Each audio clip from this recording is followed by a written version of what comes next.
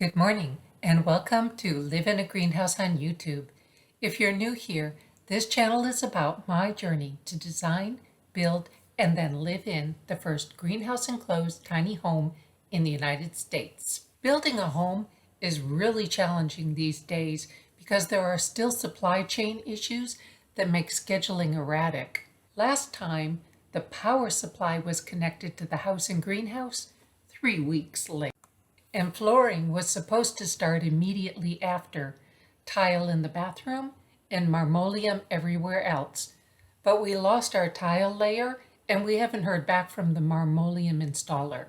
Fortunately, Matt has other projects on this small island, so he's able to move Dave, Mike, and Nate between sites even for a few hours or days. So stay tuned as today covers almost the entire month of July, picking away at jobs that don't require the flooring laid.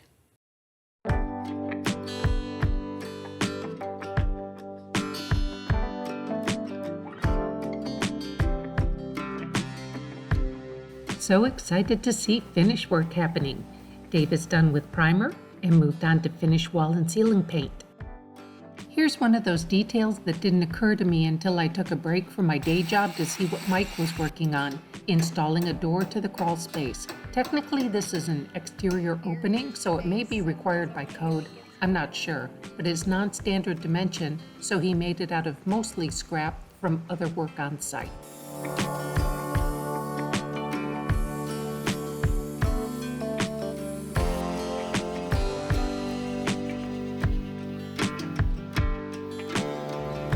Matt backfilled around the rainwater tank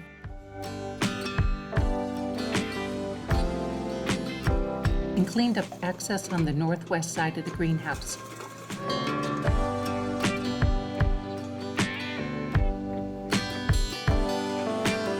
I've been hauling rocks to seal the bottom edge.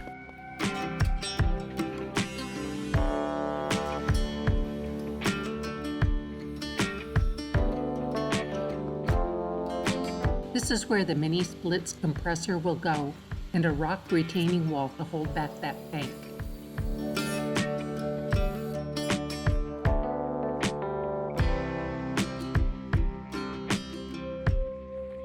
I'll be starting the compost pile here for easy access to and from the greenhouse.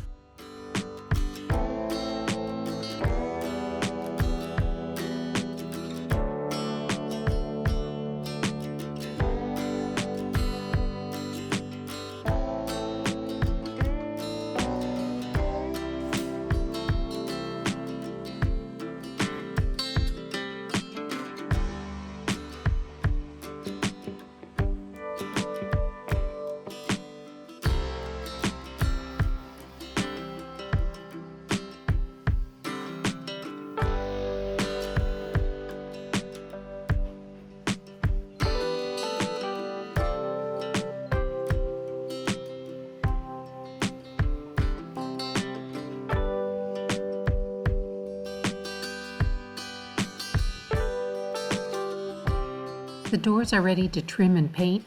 The kitchen cabinets arrive on Friday. The appliances, the plumbing and electrical fixtures, and the bathroom fittings are already on site, taking up space. None of that can install until the flooring is down. So back to waiting.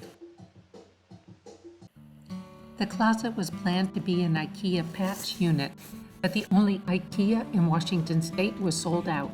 So I got a closet organizer unit from Home Depot. In the box, it was too big and heavy for me to handle by myself, but I was able to handle the pieces.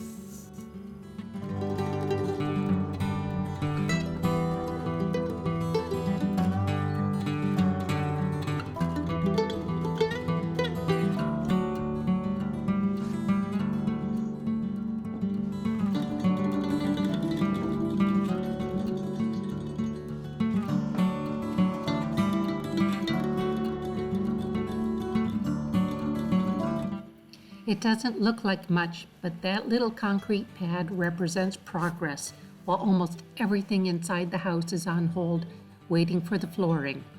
Due to space constraints and to provide a solid landing for the bridge across the pond on the west end, It will have two vertical sides built of concrete block rather than more natural-looking sloped sides. I hauled a dozen to work out design details before ordering a pallet of blocks to be delivered.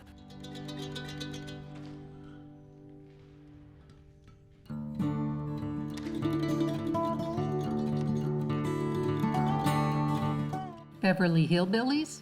No, just picking up my kitchen cabinets from south of Seattle, about 100 miles away. Nice to have a truck to be able to pick up materials, but this might be close to this old gal's weight limit.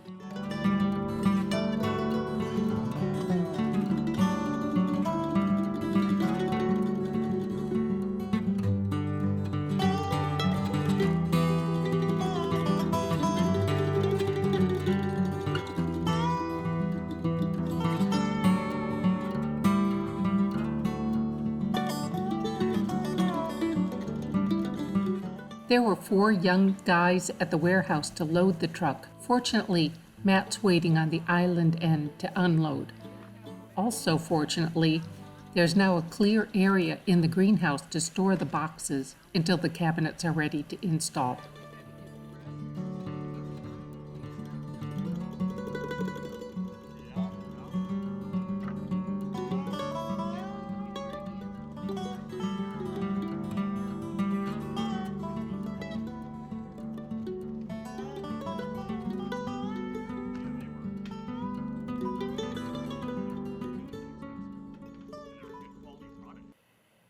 Matt confirmed dimensions of the west pond so that Dave can dig that after trenching for the conduit that will carry power from the panel to the greenhouse fixtures and under the wall to the trailer. The native soil inside the greenhouse is so rock hard that it requires a jackhammer-like tool.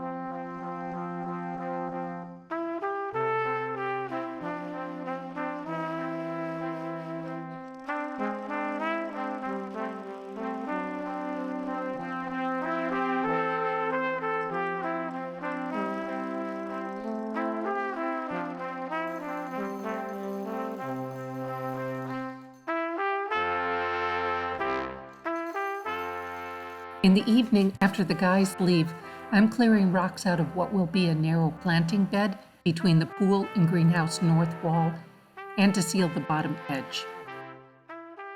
On the weekend, I set up a modest seating area. The house is so well insulated that even without glass on the 3 skylights or any other temperature control, the inside of the house is around 10 degrees cooler than the greenhouse during the day and warmer than the greenhouse at night.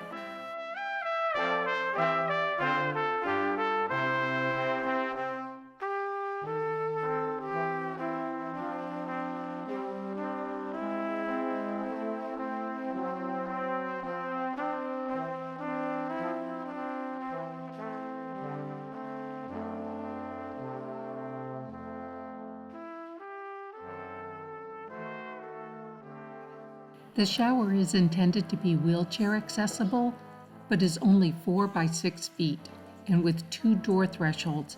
It took quite a discussion to decide on the drain placement. The floor will require very precise cuts, angles, and material depths, so we're fortunate that Nikolai will be able to work on this until his surgery.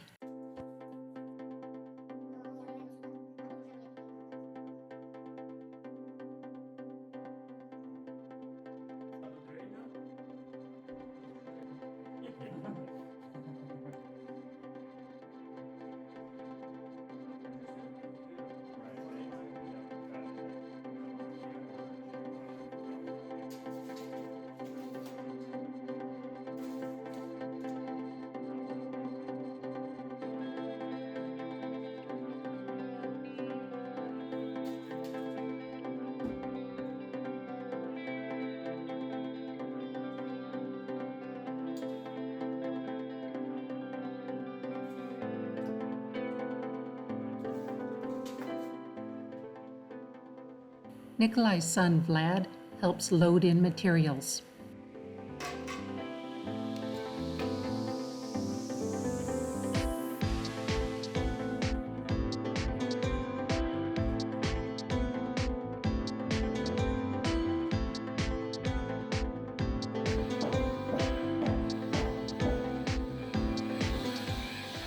Dealing with high spots.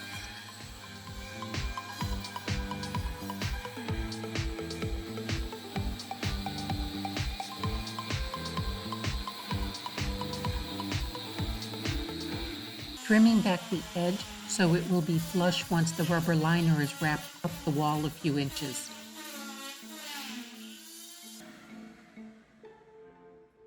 Tiling is a long process of building up layer upon layer.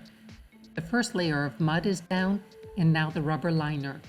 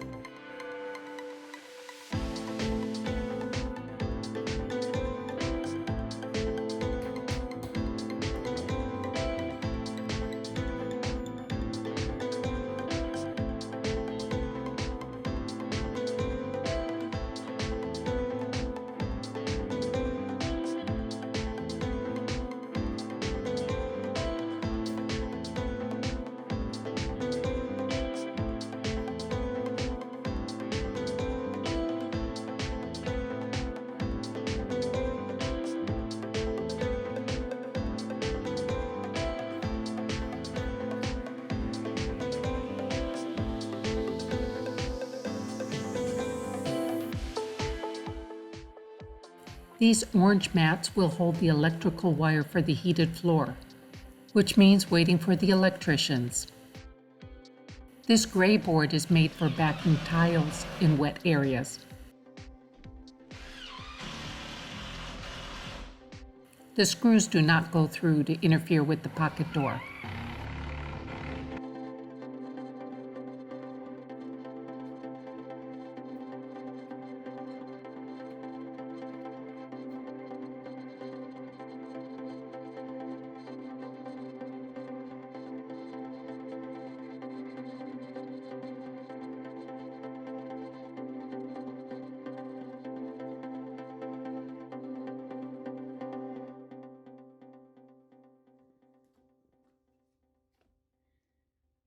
A very productive 2 days.